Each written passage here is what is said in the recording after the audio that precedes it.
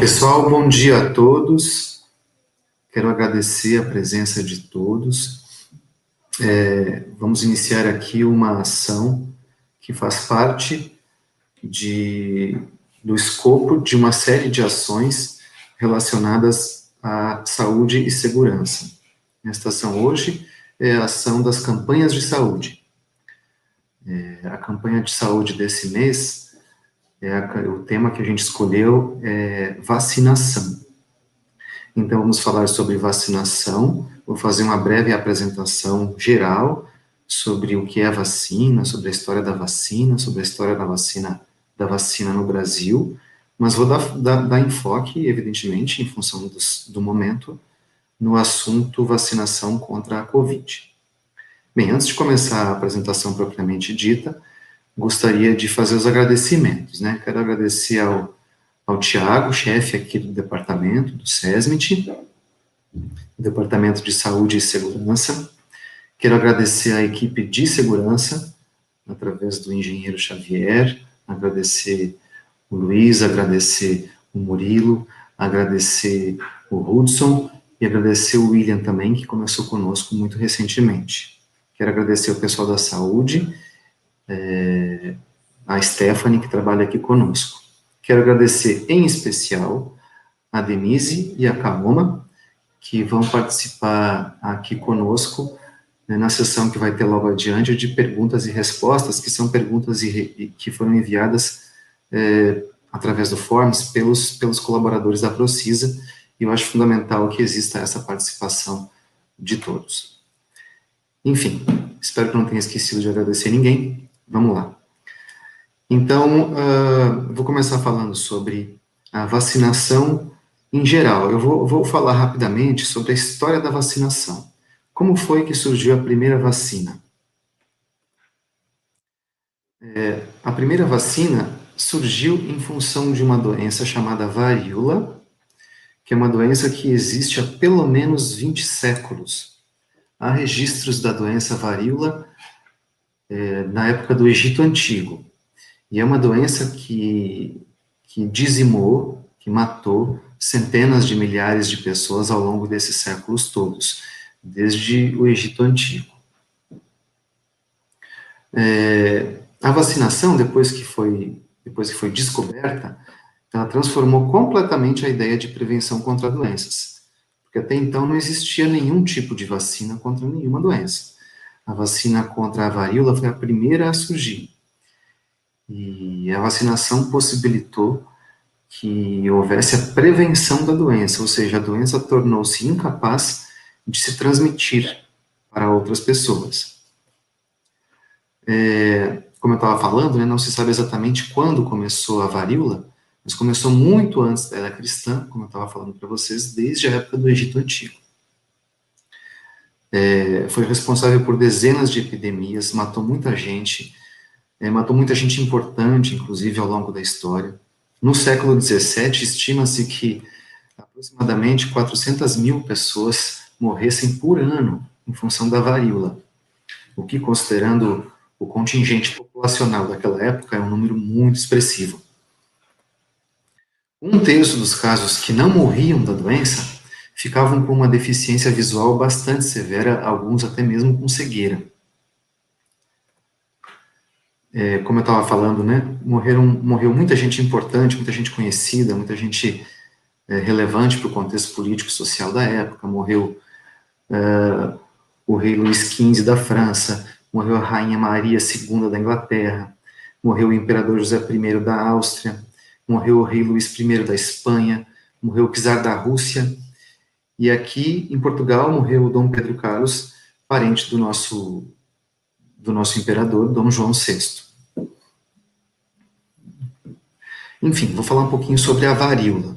Essas imagens aí embaixo são imagens de pessoas contaminadas pela varíola e já num estágio mais avançado da doença, só para vocês entenderem, terem uma dimensão da gravidade da doença, de como a doença era grave e de como ela afetava a saúde das pessoas, levando a maioria dos contaminados à morte, e aqueles que tinham a sorte de sobreviver ficavam repletos de cicatrizes pelo corpo todo, além de ficarem com a visão extremamente prejudicada quando não havia ainda malefícios piores do que esses, como, por exemplo, consequências neurológicas irreversíveis. Enfim.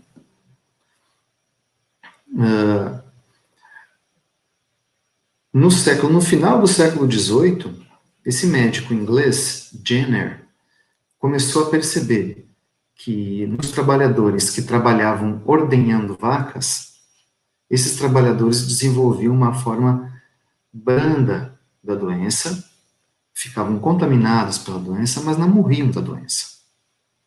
Porque a varíola, ela afetava também o gado. E o vírus transmitia-se do gado para as pessoas que trabalhavam com o gado, evidentemente. Esse médico começou a perceber isso, começou a ver que esses caras que trabalhavam ordenhando gado desenvolviam uma forma leve da doença. Isso chamou a atenção dele. Ele, então, falou com uma das ordenhadoras e retirou dessa ordenhadora contaminada, chamada Sarah Nelms, ele retirou dela um pouquinho do pus, das lesões que surgem na pele, essas lesões da varíola produzem pus, ele retirou esse pus e inoculou o pus em um menino, uma criança de 8 anos, de nome Jane Phipps.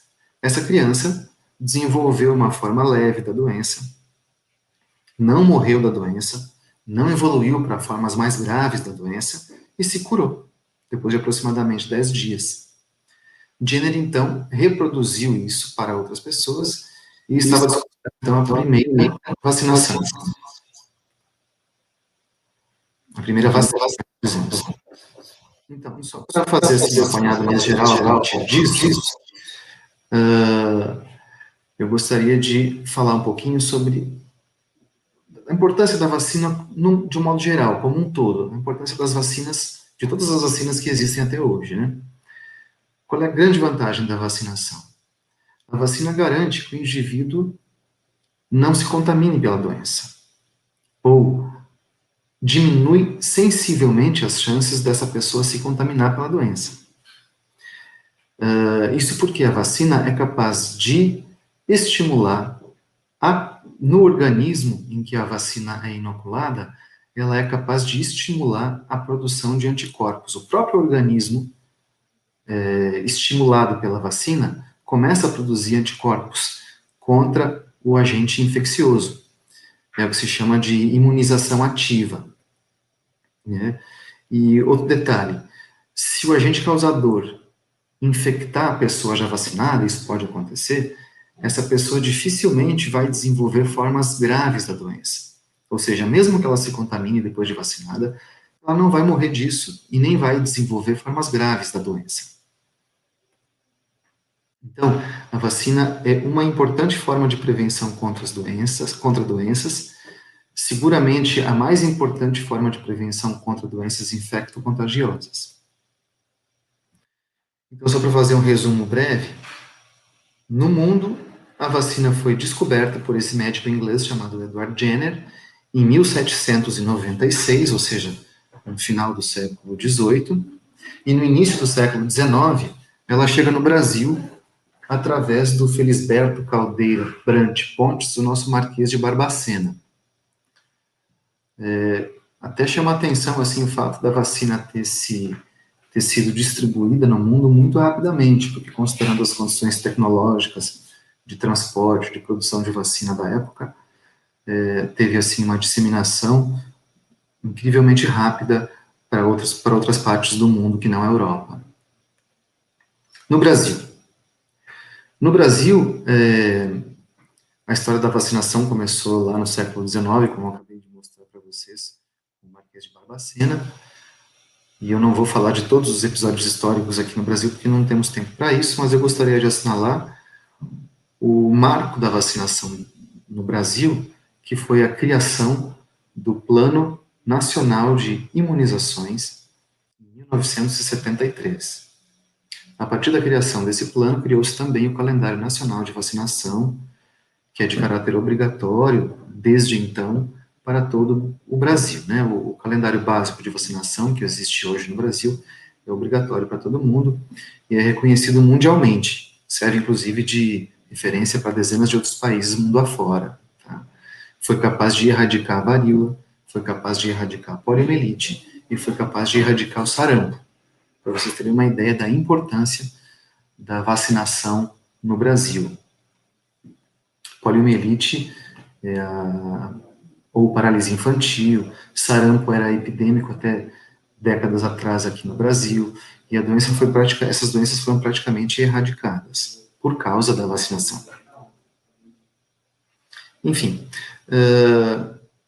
em dezembro de 2020, o Supremo Tribunal Federal, inclusive, soltou um comunicado, em função, evidentemente, da Covid, né, para reforçar esse aspecto, que a vacinação, ela é, sim, obrigatória, e o entendimento do Supremo Tribunal Federal é de que a saúde coletiva não pode ser prejudicada por decisão individual. Esse é um ponto que o STF determinou. Mas o que eu quero reforçar, e aqui eu me situo através do melhor discurso científico que existe hoje, aliás, essa apresentação faz parte de um esforço que eu estou fazendo para trazer para quem estiver nos acompanhando o melhor que existe do discurso científico do mundo em relação à vacinação, e em especial em relação à vacinação contra a Covid. E eu gostaria de reforçar o seguinte aspecto. É muito importante que todos se vacinem. Por quê? Porque quanto mais pessoas estiverem vacinadas, maior será a dificuldade do vírus de se espalhar. Ou seja, em outras palavras, as pessoas que já estão vacinadas servem de, entre aspas, escudo contra as pessoas que ainda não estão vacinadas. Porque o vírus, quando atinge a pessoa já vacinada, ele vai estar tendo que enfrentar anticorpos que essa pessoa já tem, e, portanto, ele vai ter mais dificuldades para transmitir-se de uma pessoa para outra. Eu estou falando isso para reforçar a importância de que todo mundo se vacine, de que todo mundo faça um esforço de se vacinar o mais rapidamente possível. Então, eu vou começar falando um pouquinho agora sobre como se produz uma vacina. Como eu falei no slide anterior, eu estou aqui fazendo um esforço para tentar transmitir a vocês todos o que há de mais relevante do ponto de vista científico.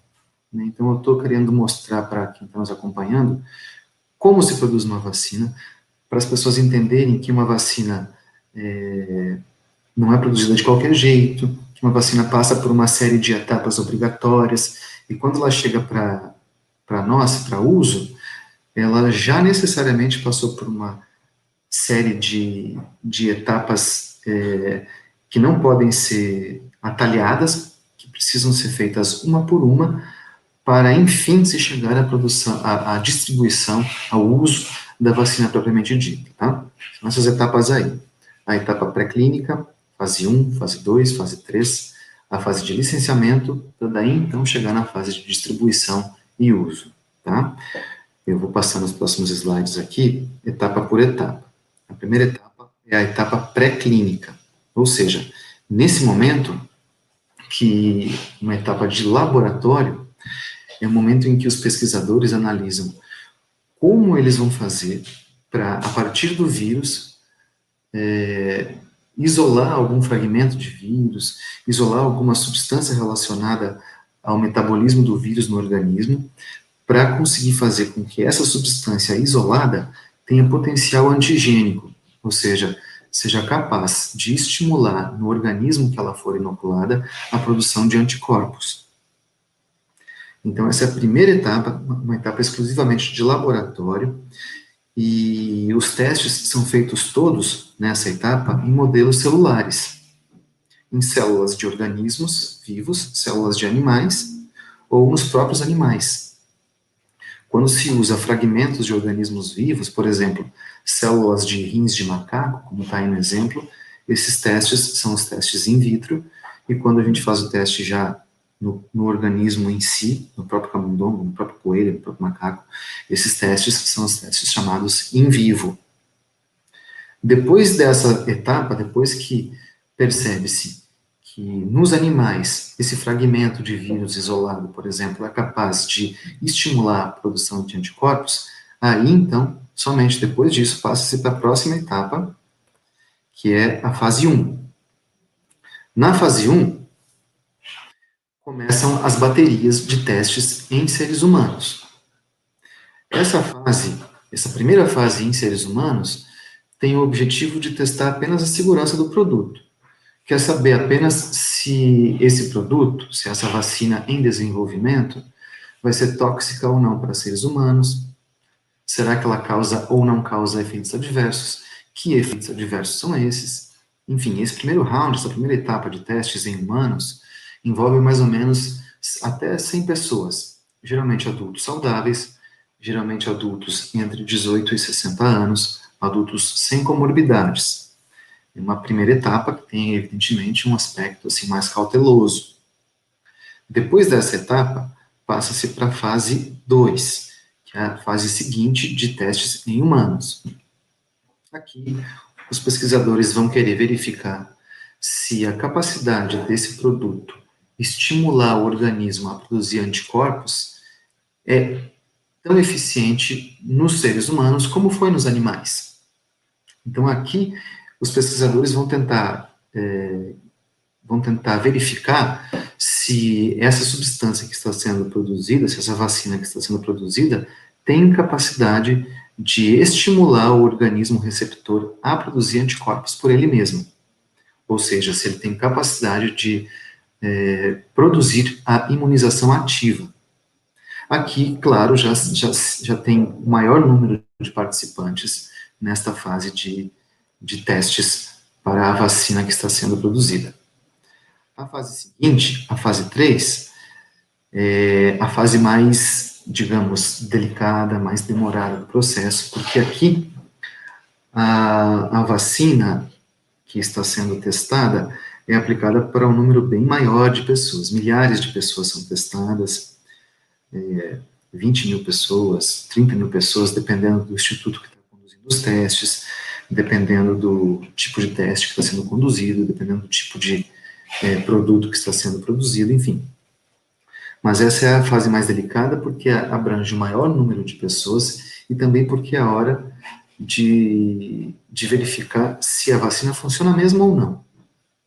Para que essa verificação seja a mais idônea, a mais imparcial possível, ela é feita sempre através de um teste que, para quem é da área da medicina, está familiarizado com esse termo, que é o teste duplo cego.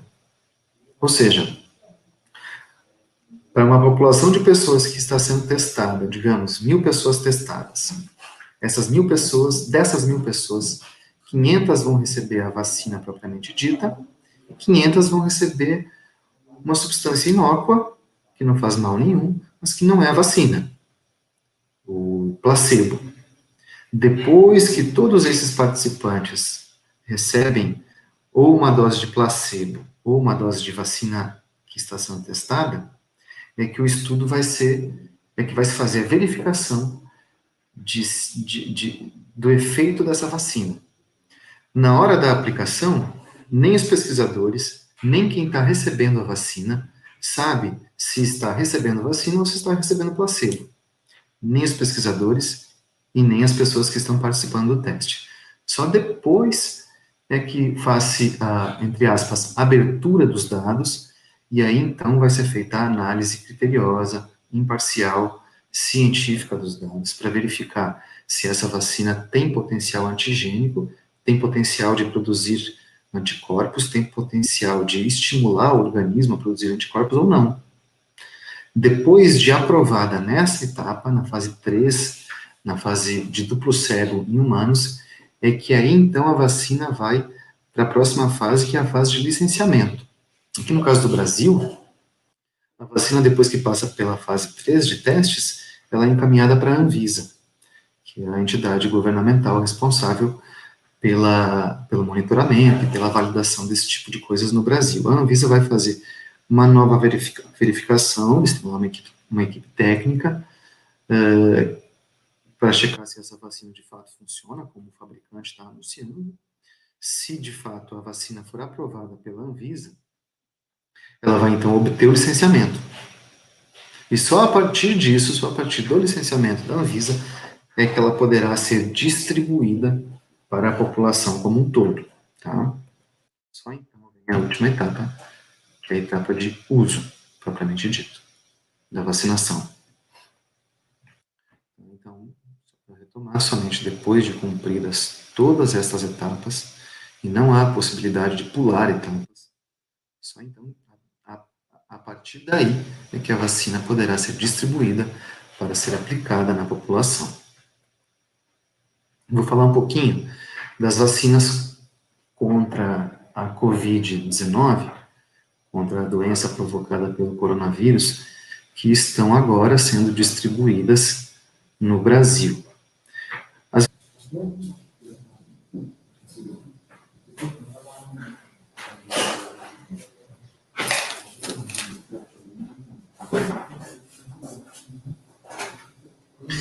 Tivemos um problema técnico, mas vamos retomar agora a partir da primeira vacina, primeira em ordem cronológica, contra o coronavírus. A primeira que surgiu, que apareceu, que foi disponibilizada no Brasil, está sendo a Coronavac, que é essa vacina que foi produzida, que está sendo produzida a partir da tecnologia desenvolvida por esse Instituto Sinovac Biotech, que é um laboratório chinês. Aqui no Brasil, o Sinovac Biotech assinou contrato com o Instituto Butantan. Então, a vacina Coronavac foi importada da China para o Brasil, foi trazida para o Brasil, e aqui no Brasil, quem conduz os testes, aqueles testes que eu acabei de mencionar para vocês, na fase 3 dos testes, quem conduz essa testagem em humanos da vacina chinesa aqui no Brasil é o Instituto Butantan. Tá? Então, essa vacina chama Coronavac, de produção chinesa. A gente, no início, importou essa vacina aqui para o Brasil, mas o Instituto Butantan já está fabricando a vacina aqui no Brasil, com insumos... enfim, antes a gente estava importando, agora a gente está fabricando aqui. Chama Butanvac, o nome da vacina produzida pelo Instituto Butantan. Bem, essa vacina é aplicada por injeção intramuscular em 2 doses. A segunda dose, 28 dias após a primeira. Para quem já foi vacinado com a Coronavac, a Coronavac tem uma eficácia geral de 50,38%. O que isso quer dizer?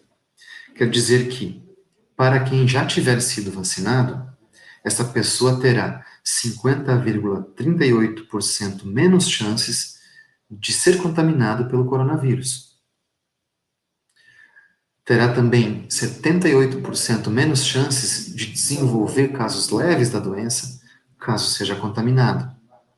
E terá 100% menos chances de desenvolver as formas graves da doença, caso seja contaminado depois da vacinação. Ou seja, a pessoa vacinada pode ser contaminada, mas não vai morrer da doença se for contaminada. Então, eu estou falando isso para tentar convencer as pessoas que ainda estão em dúvida, né?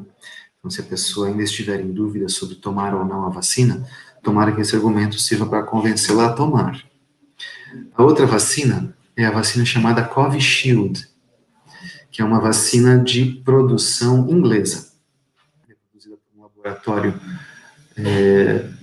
anglo-sueco, a AstraZeneca, com parceria com a Universidade de Oxford, inglesa, e em parceria aqui no Brasil com a Fundação Oswaldo Cruz, com a Fiocruz. A Fiocruz faz, com relação à Covishield, o mesmo trabalho que o Instituto Butantan faz com relação à Coronavac. Conduz os estágios, conduz os testes em humanos aqui no Brasil, tá?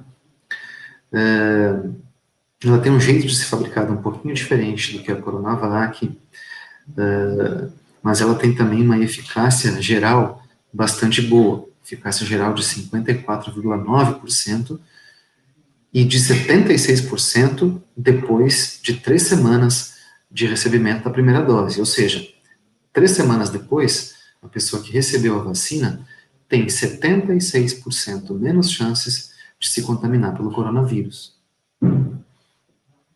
A terceira vacina chama-se Comirnaty. Essa é uma vacina norte-americana, produzida por um laboratório norte-americano, em associação com outro laboratório que é alemão, que é a BioNTech. Aqui no Brasil, quem está conduzindo os testes em humanos aqui no Brasil é o Centro Paulista de Investigação Clínica, o CEPIC. Essa vacina tem uma eficácia surpreendentemente alta, uma eficácia geral de até 95% depois da aplicação das 2 doses, ou seja, a pessoa que tiver tomado a vacina vai ter 95% menos chances de se contaminar pelo coronavírus. Semelhante à Covishield, a segunda dose é aplicada 90 dias depois da primeira, 12 semanas após a primeira. Enfim, agora sim, como se vacinar? Tem muita gente perguntando isso, né? Como eu faço para me vacinar? Os critérios de distribuição da vacina, quem estabeleceu foram as entidades governamentais. Então, assim, quem toma a vacina primeiro, ou quem toma a vacina depois, esse tipo de determinação, de critério para definir quem vacina antes e quem vacina depois, foi definido pelas entidades governamentais, tá? Então, você quer saber quando você será vacinado? A dica é linkar a dica é acessar um desses links aí, aqui para o estado de São Paulo, vacinajá.sp.gov.br, para o estado do Rio e para o estado de Goiás e para o Distrito Federal. Eu coloquei esses 3 porque são esses 3 estados que abrangem o escopo da Procisa, tá? Para cada estado deve ter um link específico, e é preciso pesquisar. Aqui no estado de São Paulo fica bem fácil de encontrar, tem lá um programa de vacinação que descreve direitinho qual é a faixa etária, com ou sem comorbidade, que pode já fazer a vacina, tá? Recomendo que quem for fazer a vacina entre no site, faça o cadastro no site. Não é obrigatório fazer o cadastro, você não é obrigado a fazer esse cadastro no site, mas o cadastro vai agilizar o atendimento no momento da vacinação, né? Porque se você não tiver feito o cadastro, a pessoa que está trabalhando no posto de saúde vai ter que fazer por você. Se você já estiver com o cadastro feito, evidentemente o atendimento vai ser mais rápido e você também vai ficar exposto a menos aglomerações. Então, eu recomendo que você faça o cadastro no site para se expor menos, para ser atendido mais rápido, tá? É importante levar um documento com foto, é importante levar também o comprovante de residência. Para quem tem comorbidade, evidentemente, não esquecer de levar o atestado do médico assistente, com a descrição lá da comorbidade, com o CID direitinho e com os medicamentos que você, se tem comorbidade, utiliza, tá? Enfim, aqui a gente vai entrar naquilo que a gente tinha proposto, pensado inicialmente sobre a vacinação contra a Covid, que é a gente trabalhar com essa ideia de perguntas e respostas. É um assunto muito difícil, é um assunto que, por si só, já é difícil de compreender, e além disso, existe aí uma enxurrada de notícias falsas circulando, o que gera muita confusão. Então, gera confusão entre pessoas da área médica, gera mais confusão ainda entre pessoas leigas. Eu fiz aqui uma breve seleção de perguntas que eu quero comentar agora mesmo com vocês. Na sequência, a gente vai abrir para perguntas que as pessoas que enviaram suas perguntas no Forms enviaram para nós, e essas perguntas foram selecionadas, e a gente vai comentar essas perguntas aqui com vocês também, tá? Eu vou começar por essas, porque acho que essas são perguntas que precisam ser indispensavelmente respondidas, tá? Então, uma delas, né? A vacina será gratuita? A vacina é gratuita, sim, porque, pelo menos até agora, a vacina não pode ser comercializada, ou seja, nenhuma entidade privada, nenhuma empresa, nenhuma firma brasileira pode comprar a vacina. Só quem pode comprar as vacinas são as entidades governamentais. As entidades governamentais distribuem para a população gratuitamente a vacina. A vacina, a pessoa pode transmitir o coronavírus, mesmo sem apresentar sintomas? Sim, pode. Você que está contaminado, mas que não tem sintomas, você pode transmitir para outras pessoas, sim. Então, por isso que mesmo para as pessoas que estão sem sintomas e que estão contaminadas, o que a gente recomenda é que essas pessoas assintomáticas fiquem em casa por um período mínimo de isolamento domiciliar, para que essa pessoa não transmita o vírus para outras pessoas. Tá? Então, mesmo que você não tenha sintomas, você pode sim transmitir a doença. Quem já se contaminou pode ser vacinado? Pode e deve. Porque você foi contaminado, você tem lá os anticorpos contra o coronavírus, mas não há garantia de que a eficácia desses anticorpos que você produziu em função de ter sido contaminado sirvam para lhe proteger completamente. A vacinação melhora essa eficácia, melhora a eficácia do sistema imunológico contra a infecção por coronavírus. Então, mesmo que você já tiver sido contaminado, você deve sim tomar a vacina. A cloroquina funciona para prevenir a infecção por coronavírus? Não, gente, não funciona. Tá? A cloroquina é um medicamento que serve para combater protozoários. Protozoários são um tipo de micro-organismo absolutamente diferente do que um vírus. Um protozoário e um vírus não têm a menor relação estrutural, nem de perto. Essa hipótese de achar que a cloroquina tem algum efeito contra o coronavírus é fantasiosa, não tem nenhum embasamento em nenhum estudo científico mundo afora. Gostaria de enfatizar que estou falando isso para trazer para vocês, estou tentando trazer para vocês o melhor que existe do ponto de vista científico, tá, gente? Então, do ponto de vista científico, não existe nenhuma evidência de que a cloroquina funcione para prevenir a infecção por coronavírus. Isso, assim como a cloroquina, a ivermectina também não tem nenhuma relação com o coronavírus. A ivermectina é um medicamento que serve para tratar piolho, para tratar sarna. A ivermectina não tem nenhuma ação contra vírus, contra nenhum tipo de vírus, muito menos contra o coronavírus. As entidades científicas também fazem esse tipo de recomendação, dizendo que a ivermectina não tem correlação nenhuma com infecção viral. As entidades científicas contraindicam o uso de ivermectina para essa finalidade, porque não existe nenhum ensaio clínico randomizado, que é o tipo de estudos que são feitos para testar a eficácia de medicamentos. Não existe nenhum tipo de ensaio clínico randomizado testando a eficácia da ivermectina contra o coronavírus.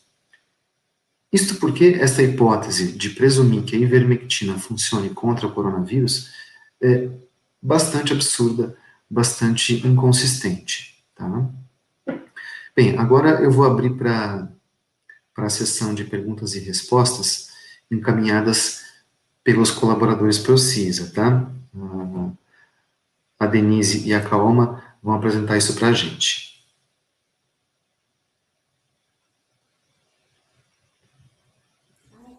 Doutor Jaci, durante a amamentação, a vacina traz algum benefício para o bebê ou ainda não há estudo sobre isso?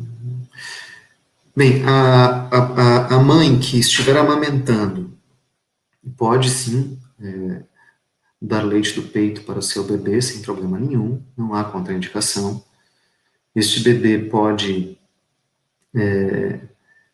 sim adquirir esses anticorpos, mas isso não quer dizer que o bebê estará imunizado. o bebê precisará, no momento oportuno, receber a vacina contra a Covid. Isto porque não há como saber se esses anticorpos que o bebê eventualmente receber pelo leite serão capazes de produzir no bebê aquilo que a gente comentou antes, né, de imunização ativa. Não tem como saber se o leite funcionará como uma vacina. Em tese, isso até pode acontecer, mas não tem como saber se isso é capaz de se replicar para todos os bebês que se amamentarem, que receberem leite de uma mãe já vacinada. Ou seja, mesmo que o bebê tome leite do peito de uma mãe vacinada, ele deverá fazer a vacina em seguida. Temos mais perguntas, não é?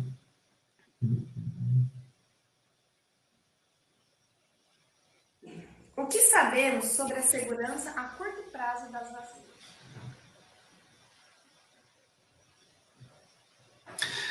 As vacinas são bastante seguras, essas vacinas que eu apresentei para vocês são vacinas bastante seguras, tem sim uma gama de efeitos colaterais, quem toma a vacina pode desenvolver efeitos colaterais, a maior parte das pessoas que desenvolvem efeitos colaterais desenvolvem esse efeito entre 24 e 72 horas depois da aplicação da vacina, e a maioria dos efeitos colaterais são efeitos de síndrome gripal, ou seja, a pessoa que apresenta sintomas colaterais geralmente desenvolve um quadro gripal, muito mais brando, muito mais suave que um quadro gripal provocado pela infecção propriamente dita, e um quadro que dura alguns dias apenas, logo em seguida os sintomas desaparecem. Mas, só para retomar, sim, as vacinas são amplamente seguras e as pessoas que forem se vacinar podem ficar bastante tranquilas com isto. Qual é a próxima pergunta?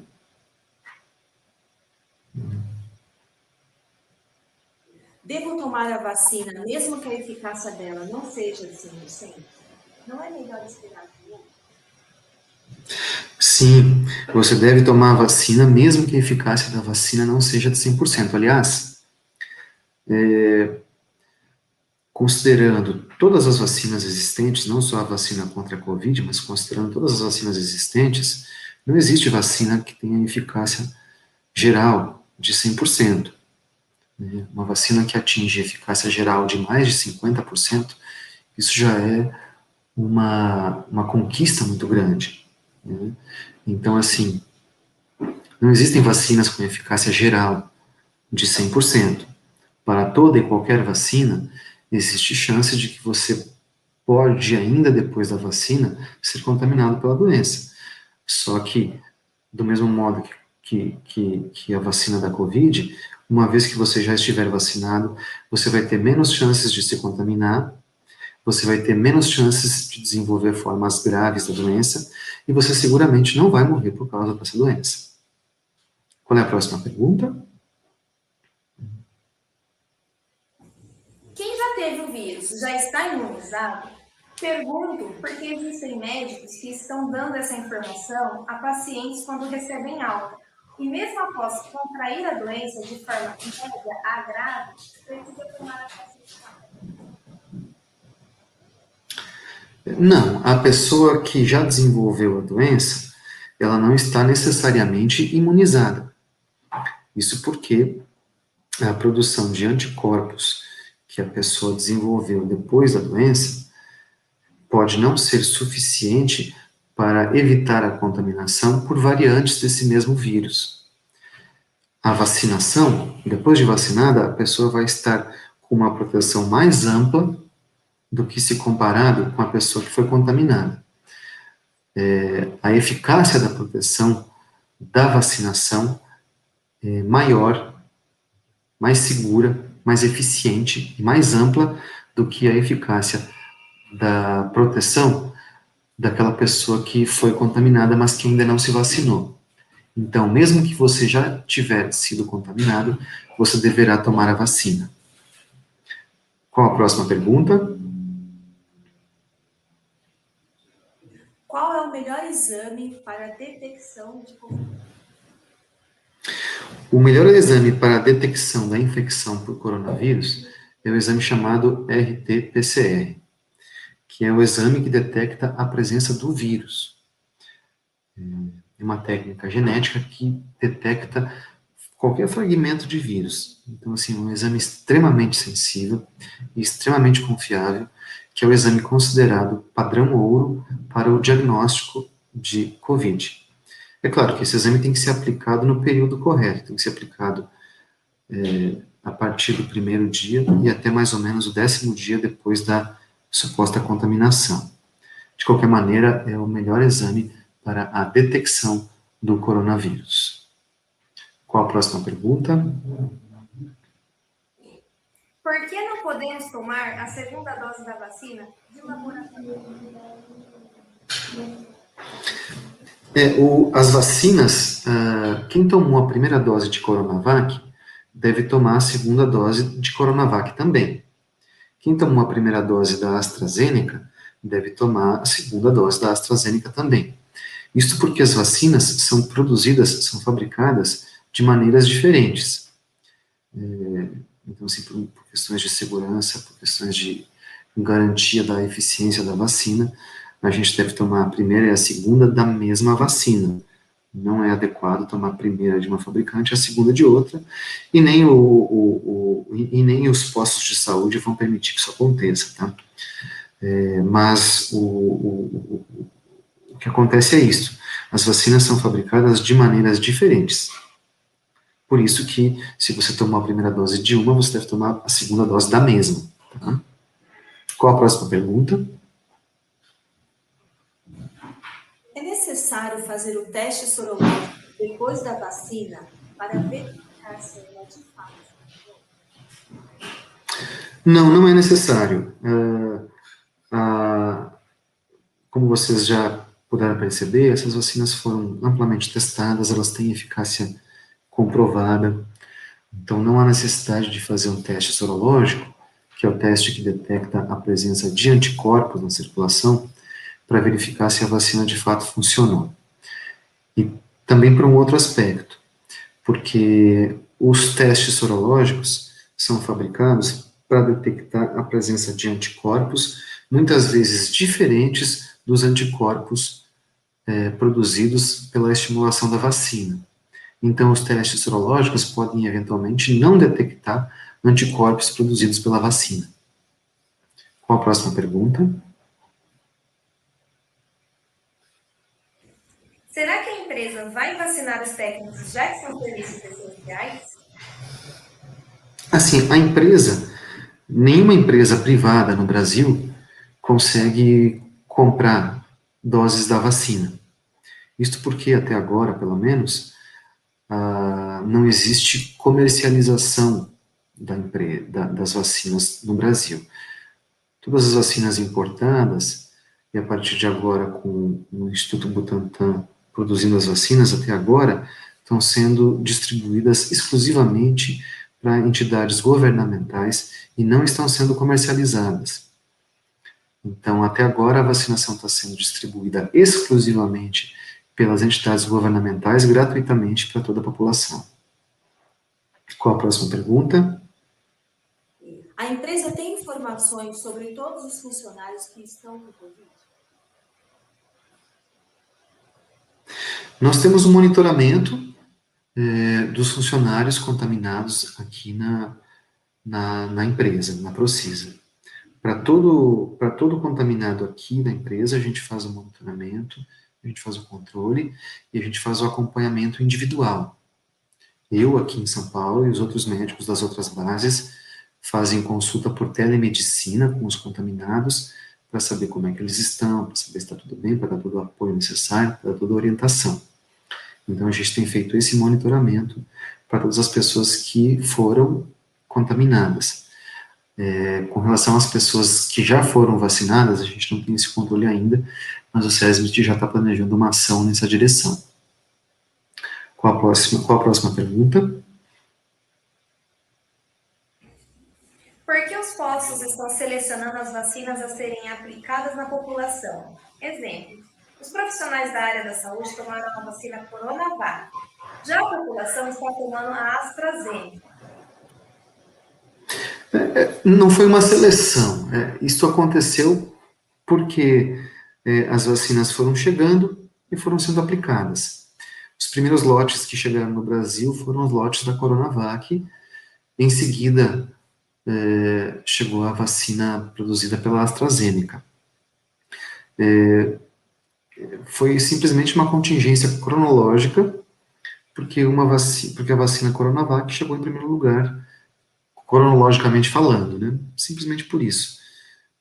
Não existe, assim, um critério de escolha entre uma vacina ou outra, não existe, assim, uma preferência de uma vacina em relação à outra. O que aconteceu foi que as vacinas foram chegando e foram sendo distribuídas e foram sendo aplicadas. Próxima pergunta.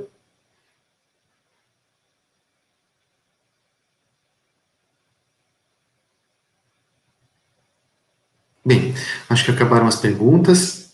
O próximo e último slide é o slide com este link, porque, retomando o que eu já tinha falado, vou reforçar esse aspecto.